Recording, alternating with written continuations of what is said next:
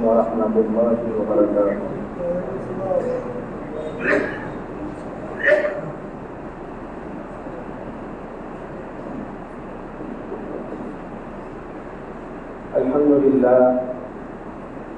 الحمد لله نحمده ونستعينه ونستغفره ونؤمن به ونتوكل عليه ونعوذ بالله من شرور أنفسنا ومن سيئات أعمالنا. من يهده الله فلا مضل له ومن يضلله فلا هادي له. ونشهد أن لا إله إلا الله وحده لا شريك له. ونشهد أن سيدنا ومولانا محمدا عبده ورسوله صلى الله عليه وعلى آله وأصحابه وبارك وسلم. أما بعد فأعوذ بالله من الشيطان الرجيم. بسم الله الرحمن الرحيم. يا أيها الذين آمنوا اركعوا واسجدوا واعبدوا ربكم وافعلوا الخير لعلكم تفلحون. وقال رسول الله صلى الله عليه وسلم: إذا مات الإنسان انقطع عمله إلا من صدقة جارية أو علم ينتفع به أو ولد صالح يدعو له. وعن عمر رضي الله تعالى عنه أنه أصاب أرضا بخيبر لم يصب مالا قط أنفس منه، فقال لرسول الله صلى الله عليه وسلم فقال: إن شئت حققت أصلها وتصدقت بها. فقال: فتصدق عمر أنه لا يباع ولا يشترى ولا يوهب في الفقراء. اللهم صل على محمد وعلى آل محمد كما صليت على إبراهيم وعلى آل إبراهيم إنك حميد مجيد. اللهم بارك على محمد وعلى آل محمد كما باركت على إبراهيم وعلى آل إبراهيم إنك حميد مجيد. سبحانك لا علم لنا إلا ما علمتنا إنك أنت العليم الحكيم. মহান আল্লাহ পাক রব্বুল আলামিনের দরবারে অসংখ্য শুকরিয়া জ্ঞাপন করছি, যিনি আমাদেরকে অন্যান্য জুমার ন্যায় আজকেও জুমার নামাজ আদায়ের জন্য পবিত্র ঘর মসজিদে আসার তৌফিক দান করেছেন। আলহামদুলিল্লাহ।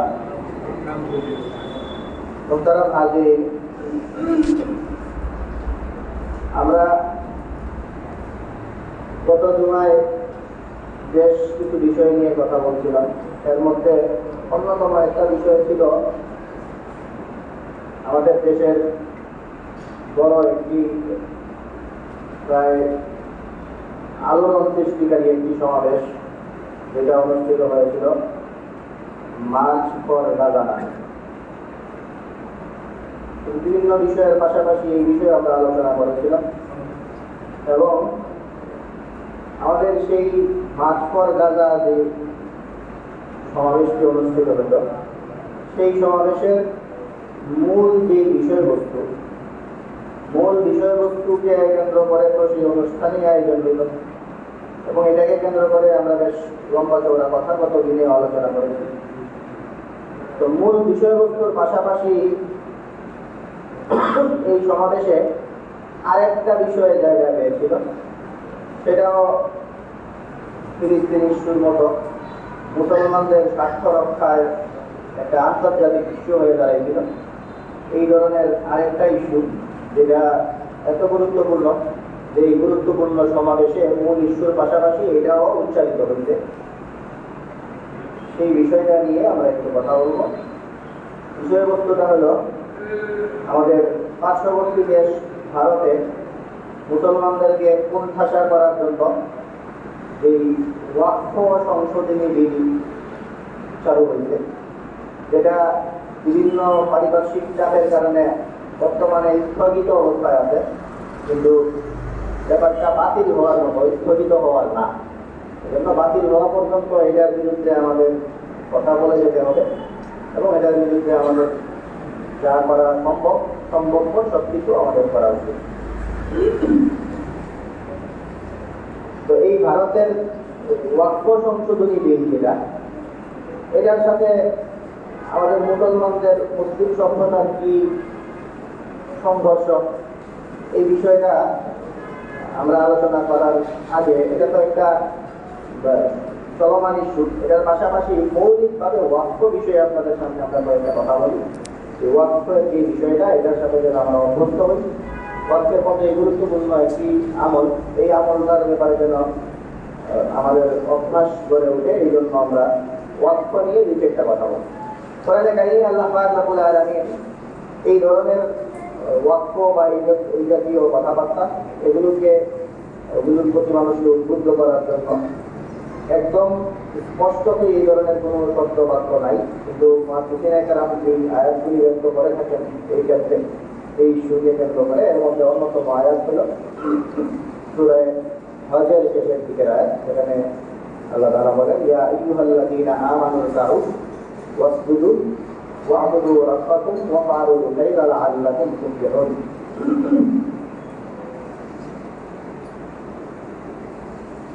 এই ঈমানদারেরা ইরকাউ ওয়াসজুদু, নামাজ পড়ো। নামাজ শব্দটাকে কোরআনে কারিমে আল্লাহ তাআলা সরাসরি নামাজ পড়ো শব্দ দিয়েও অনেক সময় ব্যক্ত করেন, অনেক সময় একটু ভিন্ন ভাষায় ব্যক্ত করেন। যেমন এখানে একটু ভিন্ন ভাষা ব্যবহার করা হয়েছে, এই ঈমানদাররা তোমরা রুকু করো, সিজদা করো। তো রুকু করো, সিজদা করো, এটার সোজা সাপটা অর্থ হলো তোমরা নামাজ পড়ো। ওয়া'বুদু রাব্বাকুম, এবং তোমরা তোমাদের রবের ইবাদত করো। ওয়াফআলুল খায়রা, আর তোমরা ভালো কাজ করো। খায়রুন মানে ভালো, তো ওয়াফআলুল খায়রা, তোমরা ভালো কাজ করো। তো এই ধরনের ওয়াকফ বা এই জাতীয় বিষয়ের ক্ষেত্রে আমরা এই খায়রুন শব্দ যে আনছি, এটার একটা চমৎকার মিল আছে। আপনারা এই মসজিদে ঢোকার সময় দেখবেন এই দরজায় পাশে এই মসজিদের যে সংস্থাটা করে দেওয়া হয়েছে, যে সংস্থার পক্ষ থেকে, ওটার ব্যাপারে এই শব্দটা আছে। এমনি কিন্তু বাংলায় মনে হয় চেরিকে কি ধরে লেখা, আরবিটাকেও খেয়াল করেন, কাতার আল খাইরিয়া, খাইরি শব্দটা এখানে আছে। তো এই টাইপের কাজগুলিকে কোরআনে কারিমে এইভাবে বলা হয়েছে, ওয়াফআলুল খায়রা, তোমরা এই খায়ের করো, মানে এই কল্যাণকর কাজগুলো এগুলি তোমরা করো। লাআল্লাকুম তুফলিহুন, তাইলে তোমরা সফল হতে পারো। তো এই ধরনের আয়াত, বহু আয়াত আছে এই ধরনের আয়াতগুলো, যেগুলো ওগুলো থেকে মুহাদ্দিসিনে কেরাম, তারা মুহাদ্দিসিনরা ওয়াকফ ইত্যাদির আলোচনা যখন করেন, তখন কোরআনে কারিমের এই আয়াতগুলোকে উদ্ধৃত করেন। আর হাদিসের মধ্যে তো এই ব্যাপারগুলি খুব স্পষ্টতই আছে, খুবই প্রসিদ্ধ হাদিস, প্রায় বিভিন্ন সময়ই আমরা এগুলি বলি, বিভিন্ন ইস্যুতে আপনাদের সামনে উপস্থাপন করা হয়। ইযা মাতাল ইনসানু ইনকাতা আনহু আমালুহু, যখন মানুষ মারা গেলে মানুষের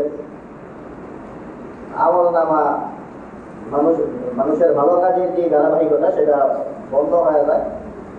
তিন ধরনের কর্মতা, ইল্লা মিন সালাসাতিন, তিন ধরনের কাজ যদি থাকে তাইলে তার আমলনামায় নেকি যোগ হইতে থাকে।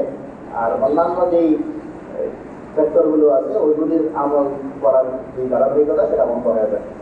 ইল্লা মিন সালাসাতিন ইল্লা মিন সাদাকাতিন জারিয়াতিন, প্রথমেই যেটা বলা হয়েছে সেটা হলো সাদাকায়ে জারিয়া। তো সাদাকায়ে জারিয়া এক নাম্বার বলা হয়েছে। আর সাদাকায়ে জারিয়ার মধ্যে যদি এক নাম্বার কোনটা, সেটা আমরা করি, তাহলে সাদাকায়ে জারিয়ার মধ্যে সবচেয়ে বেশি কার্যকরী হলো ওয়াকফ। যে কোনো কিছু করলে ভালো কাজ আপনি করতে পারেন, বহু ভালো কাজ যেগুলি চালু রেখে দিতে পারেন, কিন্তু এগুলোর বন্ধ হয়ে যাওয়ার আশঙ্কা আছে, যে কোনো পরিস্থিতিতে বন্ধ হইতে পারে। আর স্থাবর সম্পত্তি ওয়াকফ করে দেওয়া, জমি ওয়াকফ করে দিলে, জমি তো এমন জিনিস যে জিনিস কেমন পর্যন্ত থাকবে, এটার মধ্যে আপনি এটা ভালো কোনো কাজে ওয়াকফ করলে সেই ওয়াকফ বলবৎ থাকবে কেমন পর্যন্ত। বাকি এটার মধ্যে মানুষজনের পরবর্তী জীবনের আচরণের কারণে মানুষ হয়তো এটাকে খুব সুন্দরভাবে কাজে লাগাইতে পারলো কি পারলো না, ওয়াকফের মোতাবল্লি যারা, এরা এটাকে কতটুকু কি করতে পারলো সেটা তাদের ব্যাপার।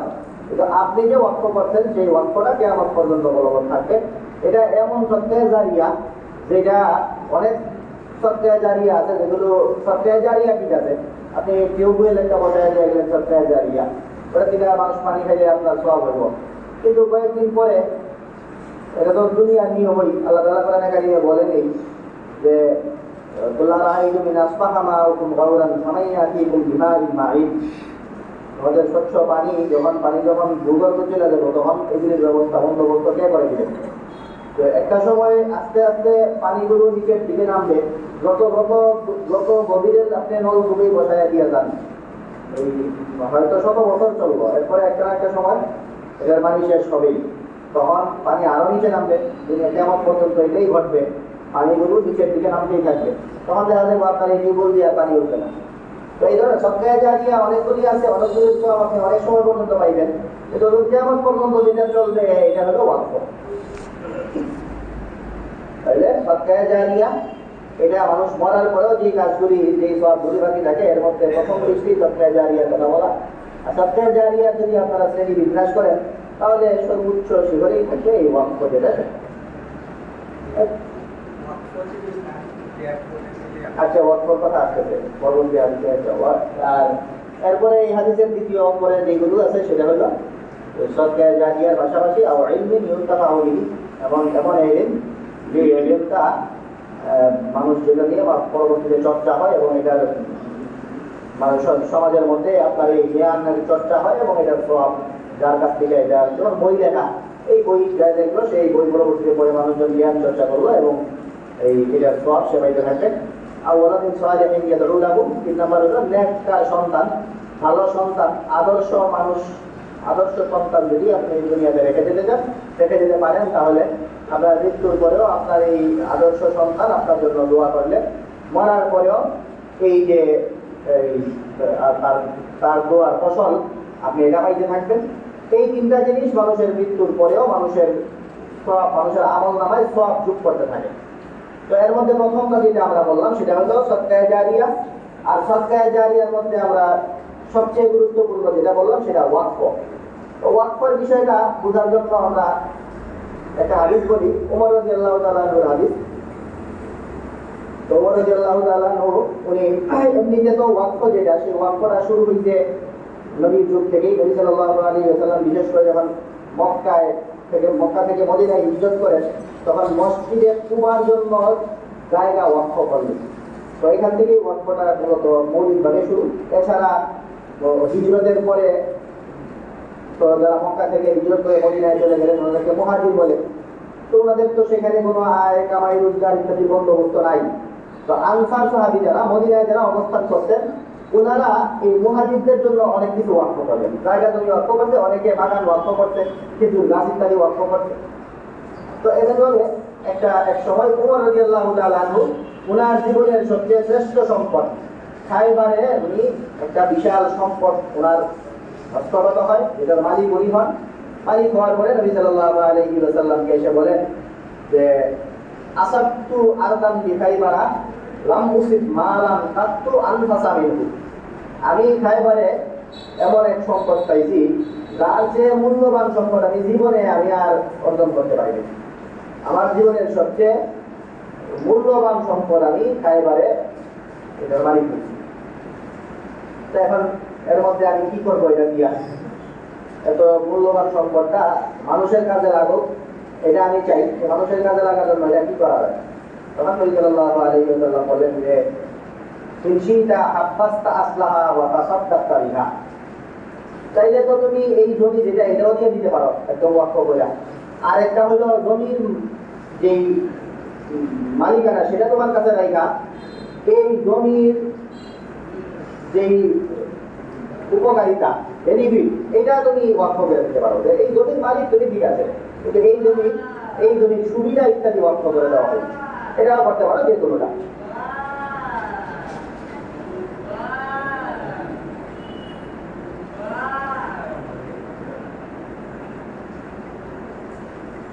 তখন ওমর রাদিয়াল্লাহু তাআলা আনহু ওয়াকফ করলেন। তো ওয়াকফের ভাষাটা এই হাদিসে সুন্দরভাবে বলা, ফাতাসাদ্দাকা উমারু, ওমর রাদিয়াল্লাহু তাআলা আনহু সাদকা করে দিলেন, আন্নাহু লা ইউবাউ ওয়া লা ইশতারা ওয়া লা ইউরাসু।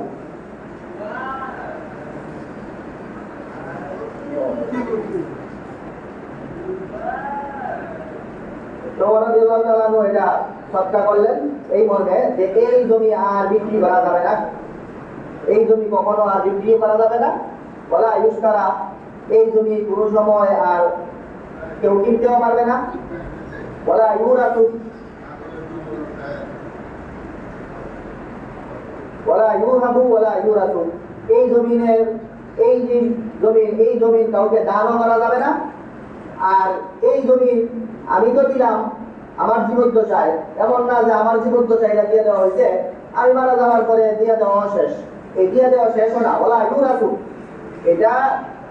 এটার ওয়ারিসও আর কেউ হতে পারবে না। যারা গরিবদের জন্য আল্লাহ তাআলা এই জমিটা দিয়ে দিলেন। তো এই হাদিসের ভাষা থেকে আমরা ওয়াকফের একটু ধারণা পাই, ওয়াকফ করলে কি হয়। তো ওয়াকফ মূলত, ওয়াকফ হইল কোনো কিছু, ওয়াকফ বোঝার জন্য আপনাদের আরেকটা ইয়ে বলি, আমাদের অন্য সময়ের আরেকটা বক্তব্য বলি। আমরা প্রায় আপনাদেরকে এতেকাফের সময় আসতে বলি যে এতেকাফ কই করবেন, তখন আমরা বলি যে ওয়াকফ করা মসজিদে এতেকাফ করতে হবে।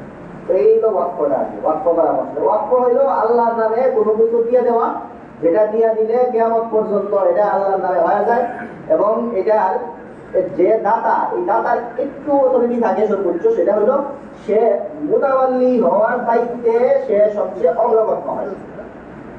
এইটার দেখভালের দায়িত্বটা মুতাওয়াল্লি, এটা দেখভালটা করবে কে, সেই দেখভালের জন্য দায়িত্বশীল নিয়োগ করতে গেলে দায়িত্বশীলটা তাকে নিয়োগ করা, সেটা সবচেয়ে সে অগ্রগণ্য হয় দায়িত্বশীল হওয়ার বিচারে। কিন্তু দায়িত্বশীল হওয়ার তো কোনো লাভ নাই, এমন না যে এই দায়িত্ব আমি পাইছি এখান থেকে সুবিধা যদি নেয় তাহলে তো এটা ওয়াকফ হইল না। ওয়াকফ মানে এটার কোনো সুবিধা নেওয়া যাবে না কিয়ামত পর্যন্ত। যেইভাবে এটা ওয়াকফ করা হয়েছে, ওয়াকফ করার জমি ওয়াকফ করে দেওয়া, এটা করা যায়, মালিকানা রেখা সুবিধা ওয়াকফ করে দেওয়া যায়, বাগান ওয়াকফ করে দেওয়া যায়, শুধু গাছ ওয়াকফ করে দেওয়া যায়, গাছ আমার ফল ওয়াকফ করে দিয়ে দিলাম, যে কোনো ভাবে বিভিন্নভাবে ওয়াকফ করা যায়। তো ওয়াকফ করার পরে এই ওয়াকফ যেই সিস্টেমে ওয়াকফ করা হলো, যেই জিনিসটা ওয়াকফ করা হলো, এটা কিয়ামত পর্যন্ত এটার মালিকানা আল্লাহকে দিয়ে দেওয়া হয়। তো আল্লাহকে মালিকানা দিয়ে দেওয়ার অর্থ হইল আল্লাহ তাআলা যেই সমস্ত মানুষজনকে অন্য মানুষের উপর নির্ভর করে চালান, এই লোকগুলো এটা সুবিধা ভোগ করে। চরিত্ররা, ফকির মিসকিন যারা, এরা এটা সুবিধা ভোগ করে। এটা হলো স্বাভাবিক ওয়াকফ। আর এছাড়া দরিদ্ররা ছাড়াও ওয়াকফ করা যায়। দরিদ্ররা, যেমন আমি এটা জনকল্যাণের জন্য টিউবওয়েল দিলাম, ওইটা দিলে এটা দিয়ে সবাই এটা পানি খেতে পারবে। মাদ্রাসার জন্য জায়গা ওয়াকফ করলে ধনী গরিব সবাই এটা করতে পারে। ওয়াকফটা যেভাবে পড়ে, এটা এখানে চমৎকার একটা শব্দ বলি আপনাদেরকে, আরবিতে একটা চমৎকার নিয়ম আছে, সেটা হলো নাসসুল ওয়াকিফি কানাসসুস শারিআ। ওয়াকফকারীর ভাষা যেটা, এটা আল্লাহ তাআলার ভাষার মতো পাওয়া। এটা মানে ওয়াকফ যেই করবে, এই লোক ওয়াকফ করার সময় যা বলবে তাই। এ যদি বলে যে এটা যদি দরিদ্রতার জন্য দিলাম, গরিবদের জন্য, তাইলে আল্লাহ তাআলা যখন যদি বলতেন যে এটা গরিব ছাড়া আর কেউ ইউজ করতে পারবে না, ওই আল্লাহর কথার মতোই তার কথা এখানে মানতে হবে। ওরকম এই সে যদি বলে যে এটা সাধারণভাবে সবার জন্য সরাইখানা দিলাম, জনকল্যাণ, সবার জন্য টিউবওয়েল দিলাম, মসজিদ দিলাম, যেখানে সবাই এসে নামাজ পড়তে পারবে, যেইগুলো জিনিসের জন্য ওয়াকফ করা যায়, সেটা কোন সিস্টেমে ওয়াকফ করবে সেটা একান্তই ওয়াকফকারীর ব্যাপার। বাকি ব্যাপার হইল যে কিয়ামত পর্যন্ত সে এটার কোনো সুবিধা নিতে পারবে না। কারা সুবিধা দিবে এটার বর্ণনাটা সে দিতে পারবে, কিন্তু এই সুবিধাটা সে আর নিতে পারবে। এই হলো ওয়াকফ করা। তো ওয়াকফ তো ইসলামী ইতিহাসের গুরুত্বপূর্ণ একটা ব্যাপার। নবীর যুগে ওয়াকফ হয়েছে, আমরা বললাম যুগ যুগ ধরে এই ওয়াকফ, এই ধারাবাহিকতা চালু আছে। আমাদের এই যখন ফুকাহায়ে কেরাম ইমামদের যুগে, ওনারা ওয়াকফ নিয়ে সবগুলি যত ফিকহ ফতোয়া যত কিতাব আছে, সবগুলিতে ওয়াকফ আওকাফ এই ধরনের শিরোনামই আছে। এত গুরুত্বপূর্ণ একটা ব্যাপার। তাছাড়া এর পাশাপাশি ওয়াকফ আমাদের এই ভারতবর্ষে না, ভারতবর্ষের আগে থেকে যখন এই মাদ্রাসাগুলি শুরু হয় বাগদাদে, তো নিজামে মুলক, তুসি ইত্যাদি মাদ্রাসাগুলোর যে ধারাবাহিকতা, সেখানে এমনকি আমাদের এই বাংলাদেশে নওগাঁয় একটা মাদ্রাসায় 2700 একর জায়গা ওয়াকফ করা ছিল। বাংলাদেশের সবচেয়ে বড় প্রতিষ্ঠান আয়তন দিক দিয়ে মনে হয় বর্তমানে চট্টগ্রাম ইউনিভার্সিটি, সম্ভবত 1600 একর।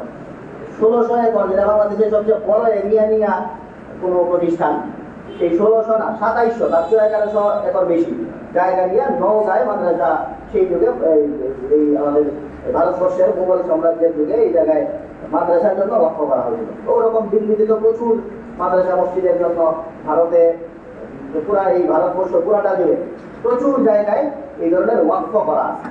এখন এত ওয়াকফ করা এত জায়গা জমি, যেগুলি মূলত ওয়াকফ করার অর্থই হলো এটা মুসলমানদের সম্পত্তি। কারণ ওয়াকফ তো করেই মুসলমানরা, পরবর্তীতে অনেকেই ধারণা নিছে মুসলমানদের এত চমৎকার একটা পদ্ধতি, এই পদ্ধতিটা নিয়ে অনেকে অনেক ধরনের ওই যে পরবর্তী আপনারা দেখেন ওই ট্রাস্ট আর বিক্রিতে আসছে, ওগুলো এই ধারণা থেকে আসছে। কিন্তু ওয়াকফ নামে যেগুলি আছে এগুলি অবশ্যই মুসলমানরা করছে। মুসলমানের বড় বড় এই ধনী ব্যক্তিরা ওনারা জনকল্যাণের জন্য, মাদ্রাসার জন্য, মসজিদের জন্য বিভিন্ন জায়গা থেকে ইত্যাদি ভাবে ওয়াকফ করতেন।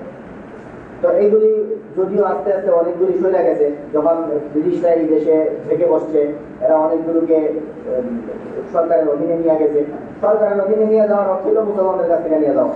তো মুসলমানদের কাছ থেকে নিয়ে গিয়ে বিভিন্ন মুসলমানদের ওয়াকফ সম্পত্তি অনেক হ্রাস হয়েছে, তারপরে প্রচুর সম্পত্তি আছে। এখন যেটা হয়েছে ভারতে ওয়াকফ সংশোধনী বিল, যেটা নিয়ে এত আলোচনা, এই ওয়াকফ সংশোধনী বিলের এই মৌলিক সমস্যার মধ্যে অন্যতম একটা বড় সমস্যা সেটা তো হইল যে এই ওয়াকফ বোর্ড, যেটা এই ওয়াকফ বোর্ডে বাধ্যতামূলক ভাবে কোনো হিন্দু লোককে রাখতে হবে। এই হলো এদের একটা, এই ওয়াকফ সংশোধনী বিলের একটা নিয়ম। তো এখন ব্যাপারটা কি, মনে করেন আমাদের দেশে আছে এত জাতীয় পর্যায়ের কিছু মুফতিদেরকে নিয়ে মুফতি বোর্ড আছে, ওটা এবং ফাংশন করে না, তেমন কাজকর্ম দেখা যায় না, এই জন্য হয়তো অনেকে জানাশোনা নাই। বাকি একটা বোর্ড আছে, মুফতি বোর্ড আছে। তো মুফতি বোর্ড যেহেতু আপনাদের কাছে একটু অপরিচিত, মনে করেন এই বছরে 2-3 বার আপনারা তো এটা শুনেন সাত দেখার জন্য সাত দেখা কমিটি আছে।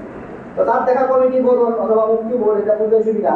তো এগুলির মধ্যে যদি এখন বলে যে সাত দেখা কমিটির মধ্যে বা মুফতি বোর্ডে কোনো হিন্দু লোকও রাখতে হবে, হিন্দু মুফতি রাখতে হবে নাকি, তো এখন হিন্দু লোক রাখতে হবে, ব্যাপারটা কি দাঁড়াবে? এখন এই ওয়াকফ বোর্ডে যেটা আদ্যপান্তই মুসলমানদের ব্যাপার, সেবা মুসলমানদের ওয়াকফ কিন্তু বিভিন্ন মাসলা মাসাইল এগুলি মুসলমানদের বিজ্ঞ লোকদেরই জানা, অন্য লোক তো জানতেই না। তো এইখানে রাখতে হবে হিন্দু লোকদের, এটা একটা সমস্যা। আর যেই সমস্যাটা সবচেয়ে গুরুতর সমস্যা যেটা, সেটা হলো যে আপনাদেরকে এই 2-3 বড় করে আপনাদেরকে 3টা স্টেপ বলি মানুষের এই জায়গা জমি ইত্যাদিতে, এগুলোর 3টা স্টেপ। মনে করেন একটা জমানা ছিল এরকম, এই জমানায় যেমন উমর রাদিয়াল্লাহু তাআলার একটা ঘটনা বললাম, যে উমর রাদিয়াল্লাহু তাআলা ওনার খায়বারের সবচেয়ে দামি সম্পদটা ওয়াকফ করে দিয়েছেন। তারপরে সবার মাথায় এটা আছে যে এখন কেউ দিনে যদি হয়তো বলতো যে তুমি গরিব করে দেও, কাগজে কলমে দিয়ে দেও, ওনারা নিশ্চয়ই কেউ এটা বলে নাই। ওই জমানাটাই এরকম ছিল না। বলতেন যে এটা ওয়াকফ করে দিলাম, তো এটা কেউ বলবেও না যে তুমি কাগজে কলমে লিখা দেও, দলিল দস্তাবেজ করে দেও, এটা কেউ বলবে না। খুব স্বাভাবিক, কারণ ওই সময়ের ব্যবস্থাই এরকম, যে মানুষের মুখের কথার উপর ভিত্তি করেই চলত। তো মুখের কথার উপর ভিত্তি করে তো বহু জিনিস চলত, আর ওয়াকফের বিষয়টা তো সবচেয়ে বেশি চলত। কারণ ওয়াকফ জিনিসটা হলো কেউ ওয়াকফ করে দেওয়ার পরে এটা নিয়ে আর যায় ঝামেলার আশঙ্কাই নেই। কারণ আপনি ওয়াকফ করে দিলে, এই ওয়াকফ তো এখানে আপনি মসজিদের জন্য ওয়াকফ করে দিলে তো এটা মসজিদ হয়েই গেল, মসজিদ হিসাবে এখানে কার্যক্রম শুরু, একদম ধারাবাহিকভাবে যুগে যুগে মসজিদ হিসেবে মানুষজন ইউজ করেই আসতেছে।